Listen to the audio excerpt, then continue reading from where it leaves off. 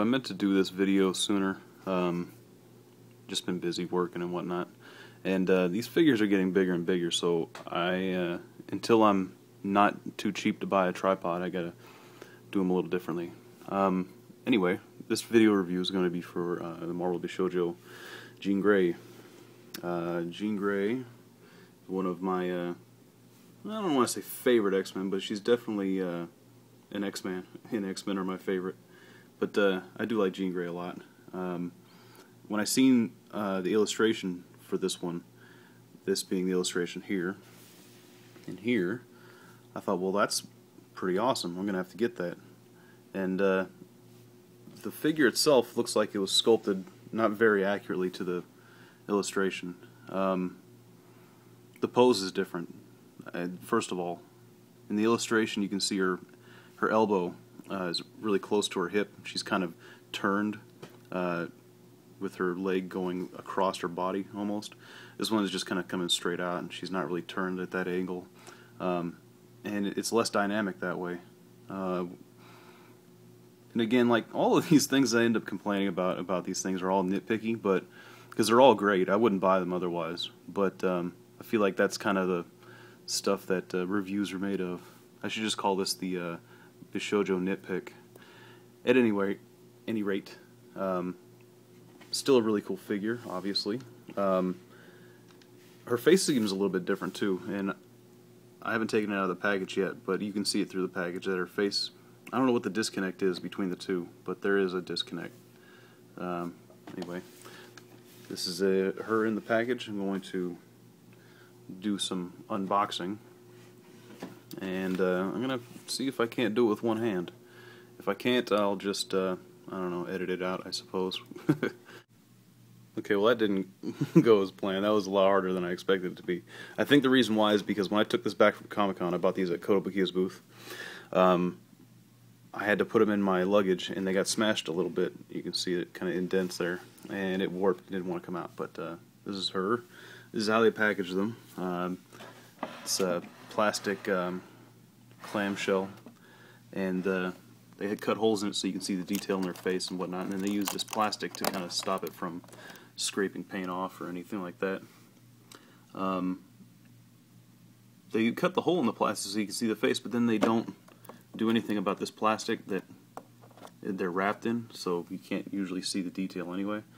Seems kind of dumb, but alright. That's the clamshells I put them in. You can see her little psychic energy, her kinetic energy accessory. Package different, alright. And moving on to no box at all. Okay, so here she is out of the box, and I would say that this is one of the better Bishoujo statues. It didn't really catch my eye at first when you see them in the case. Like if you see them all together, I don't think she really stands out design-wise. She stood out to me specifically because I'm a fan of the old Jim Lee Jean Grey. So her hair, they do this transparent thing towards the end. It's really really stands out on this one. There's a lot more contrast from the ends to the front, like more so than there was in, like, say, Miss Marvel. And I'm guessing that's because she has blonde hair. So at any rate, it looks good. So her base, well, let's see here. First of all, I was trying to figure out, I was trying to put my finger on what it is about this one that's rubbing me the wrong way, and I think I figured out it's her belt. Her belt is too high, and this is purely preference on my side. I'm sure there's people that like that look in particular, but this reminds me of, like, I don't know, very 80s look. It's like a trope of the 80s to have that really high belt, and even though this design came out of the 90s, I have to imagine that Jim Lee was influenced heavily from the 80s, like most people were, I guess, that lived through it. I don't know. It's Shinya Yamashita's artwork, clearly, so who knows. Either way, I'd prefer the belt to be lower, but I think that's what it is that's doing it for me. Aside from that, the paint is really awesome. I don't know if it looks like it's coming through pretty good on the camera here, but she has this really metallic looking yellow. The blue is kind of a flat blue. It's not metallic on the front. It is on her arm, but not on our suit. So her arm and her shoulder pads or belt are all kind of metallic blue. But one on the center of her suit and around her mask, or her, I'm not sure what you call that. I know there's a word, but whatever it is that goes around her face, that's flat blue. It's really dark blue. It goes well. Doesn't clash or anything. It kind of makes these other metallic parts stand out. Looks really good, and I'm very satisfied with the paint on this one. The base also is pretty awesome. You kind of have this sculpted in perspective for the Blackbird, so it looks like it's flying out of the smoke, which is fine. It's really cool. I wasn't sure how to feel about it when I seen it in the illustration, how they're going to pull it off. I was curious to see what they're going to do for it, and it works. I like it a lot. I'm not sure exactly what's happening in this scene. I guess someone shot at the Blackbird and missed, or maybe it's exploding or shooting off its own missiles. I'm not sure, but whatever's going on, Jean Grey seems like she's in control of the situation. So here's our little kinetic power thing. Not obvious how this goes on. I'm assuming I had it on in the right position, but good detail in her hands. It seems like kind of some fine detail. I'm trying to get to focus there. Just to see it molded into the plastic, and I'm not going to get it to focus, but on her hand apparently. That's too much work for this camera to do. But it's nice, you know, her fingernails are painted, and they're all seamless, and they look good. Yeah, it's not going to focus on. Oh, well, that's a little better. There you go. So yeah, it looks pretty good. I'm wondering what position she's going to end up in my display. I'm thinking like this here.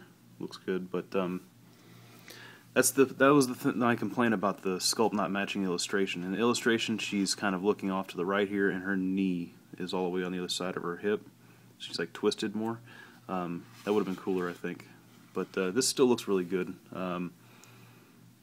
I just think they should do a better job matching the illustration. And I don't know if it's a logistics issue, if they just can't sculpt something like that. I don't know. But they're doing a good job otherwise. But having the illustration in contrast kind of makes you wonder what if they could do it exactly as the illustration is. But here's her face. Looks good, painted very, very good with a good amount of detail. She has that, you know, typical Bishoujo small, you know, or petite mouth, and I think her head looks a little long. Her neck's skinny, and her head seems a little oblong, like tall. But I'm sure that has everything to do with the hair. And the hair looks good, though. I gotta say, I like it a lot. The clear red is working for me. So here's a size comparison. Now that I'm kind of yammering now. Compared to the Phoenix Bishoujo statue. I didn't expect them to be so close in scale, because the Jean Grey is a larger scale than Phoenix. But they're pretty close. I mean, technically Phoenix is a taller statue. Her hands are up, so obviously, but I was kind of surprised that they were so close. I figured that Jean Grey would be much bigger than Phoenix, but that's not the case. So there's that, and then for another size comparison, there's a much different sculpt altogether with Phoenix Mighty Mug.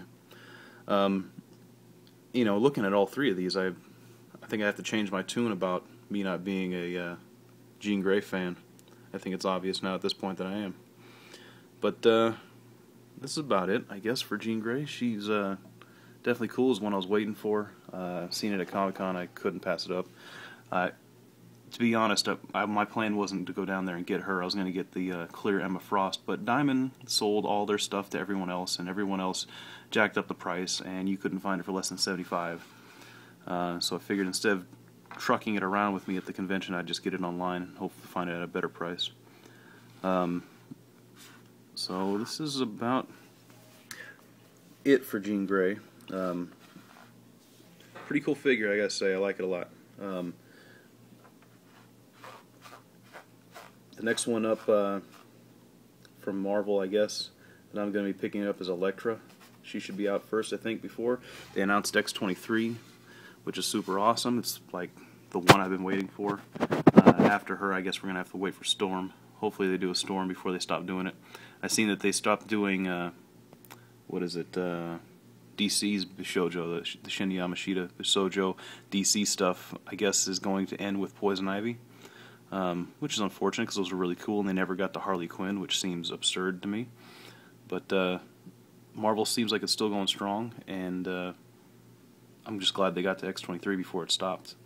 And hopefully before it stops they get to Storm and a couple other characters. But if I get Storm before it ends, I think I'll be happy with everything. And maybe redoing these at the larger scale, that'd be good. Even if they lose the license, I think they should be able to do that. Because I love these ones, the Rogue and Phoenix, and even Scarlet Witch is pretty cool. Hopefully they'll re-release them at a larger scale. But that's wishful thinking. Anyway, thanks for watching. Subscribe, thumbs up, all that good stuff. Later.